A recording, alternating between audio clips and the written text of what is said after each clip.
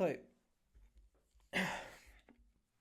جوز، خلينا بقى نتكلم. احنا دلوقتي هنتكلم عن السوبرفايزد عشان ده اكتر حاجه عامه الناس بتستخدمها، واي موديل usually بنستخدمه في البرودكشن هو بيست على حاجه سوبرفايزد. يعني نادرا ما الانسوبرفايزد او reinforcement يتحطوا في البرودكشن، عشان بطبيعه بس ان هم مش ماتشور كفايه. يعني الحاجات اللي احنا عارفينها في الانسوبرفايزد وفي reinforcement مش مش متثبته كويس، بحيث ان احنا نقدر او نثق ان احنا نعرف نحطها في شركه، في برودكشن، لكاستمر. يعني ده صعب يعني.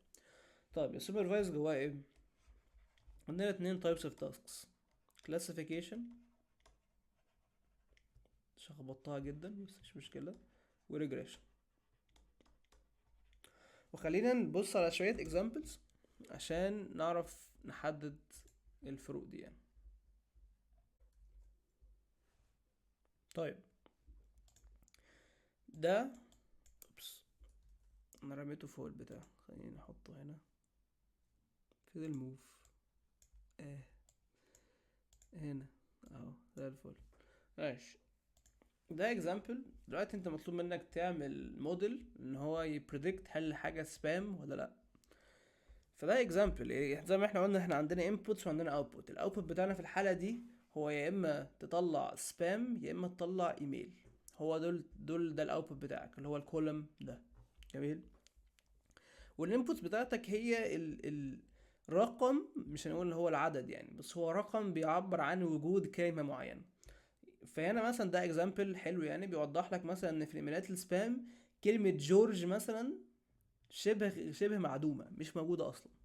بس في الايميل مثلا او الايميل، اي ايميل طبيعي بتبقى موجوده شويه.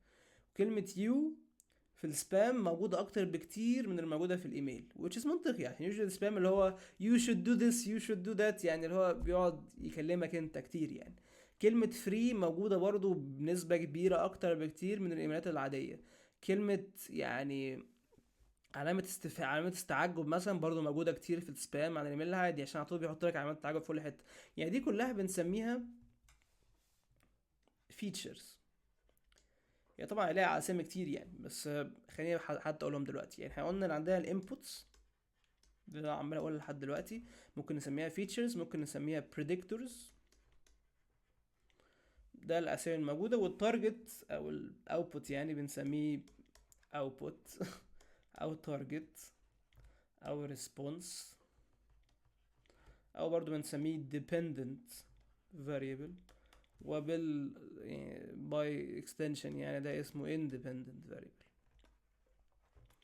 انا على طول كنتش بفهم ليه اسمه independent و dependent، بس يعني يعني اعرفوها من معنى الكلمة. يعني كلمة dependent اللي هو يعتمد، فانت الاوتبوت بتاعك بيعتمد على حاجات من الانبوتس فهو dependent.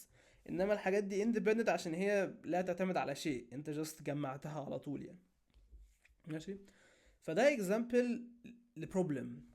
البروبلم دي لحد ما لو عايز تحدد هي ايه، دي هنسميها classification problem.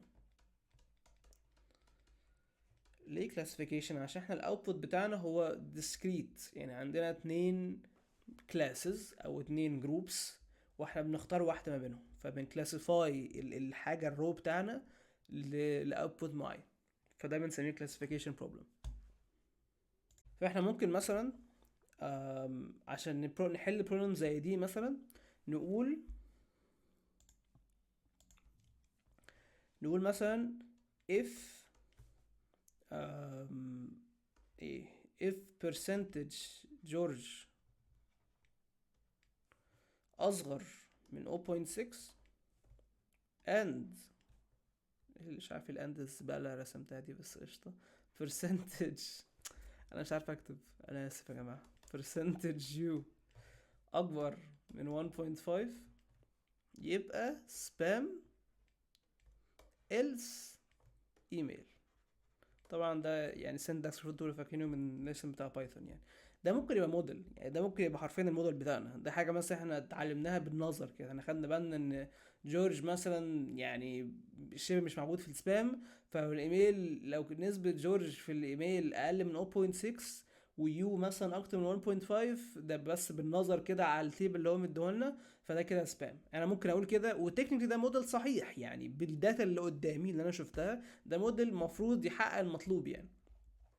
ولكن هو ليس يعني ده مش موديل اتعلم حاجه، احنا جست اخترعنا الموديل الى حد ما يعني.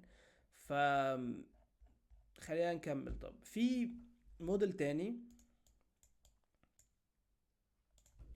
هدخله مثلا صورة جواها رقم بس مكتوب بخط الايد. فانت عارف ناس تقعد تكتب، ممكن حد يكتب الاتنين كده، ممكن حد يكتب الاتنين كده، ممكن حد يكتب الاتنين كده، يعني تختلف يعني. ممكن حد يكتب 3 كده، ممكن حد يكتب 3 كده، ممكن حد يكتب 3 كده، 4 مثلا، في ناس تكتب 4 كده، في ناس تكتب 4 كده، يعني whatever يعني. فانت بتدخله صورة وهو المفروض يطلع رقم ما بين 0 و9، عشان محدش بيكتب 10 في رقم واحد يعني.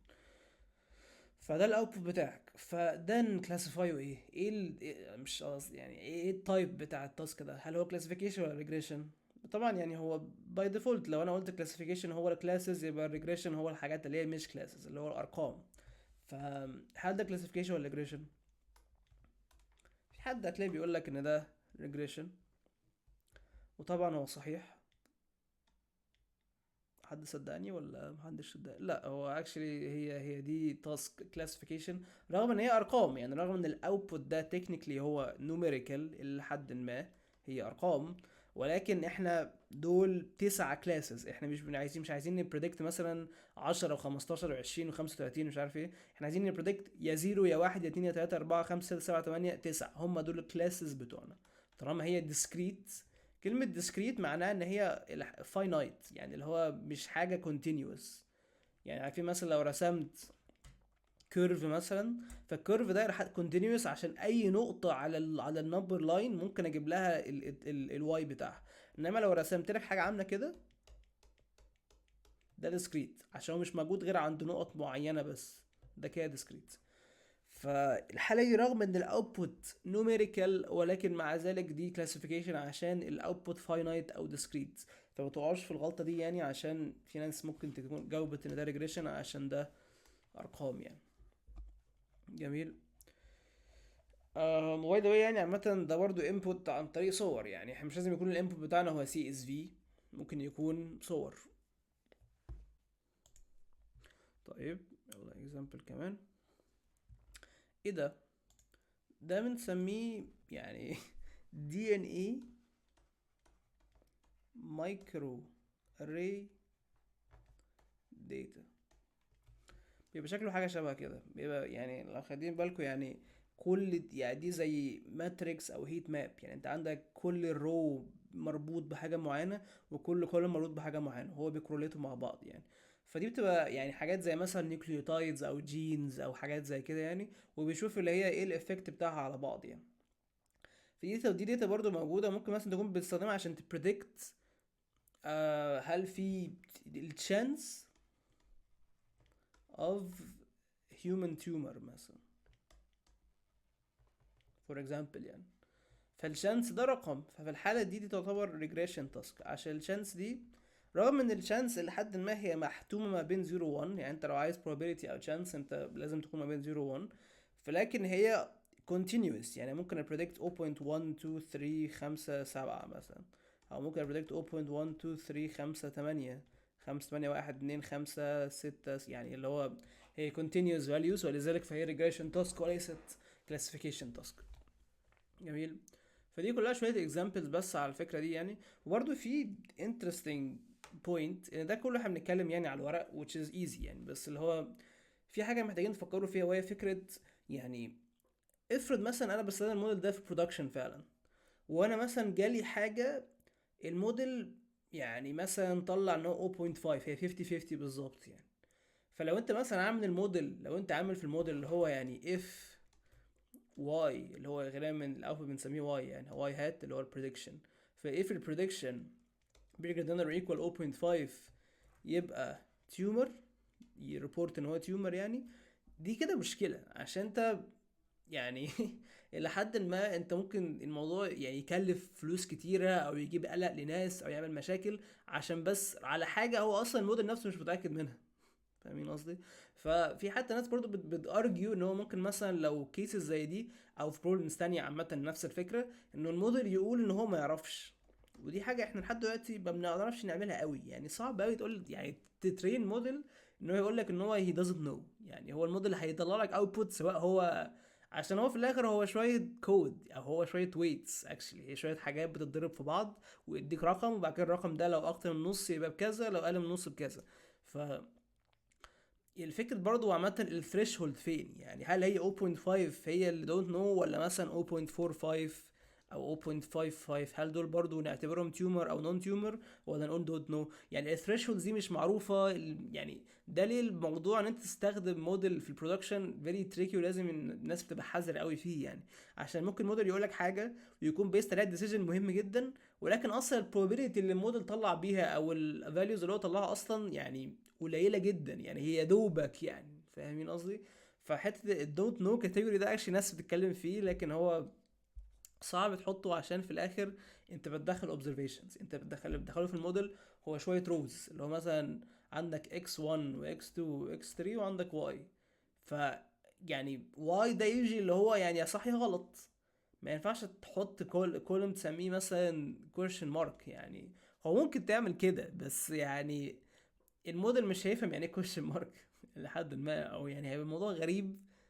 ويعني مش هيعرف يلاقي الموديل، مش هيلاقي كورليشن كويس، هيعتبره كلاس منفصل. الموضوع ده مش طبيعي، يعني الناس ما بتعملش كده يعني، رغم ان هو حاجه ناس كانت بتتكلم فيها عامه يعني.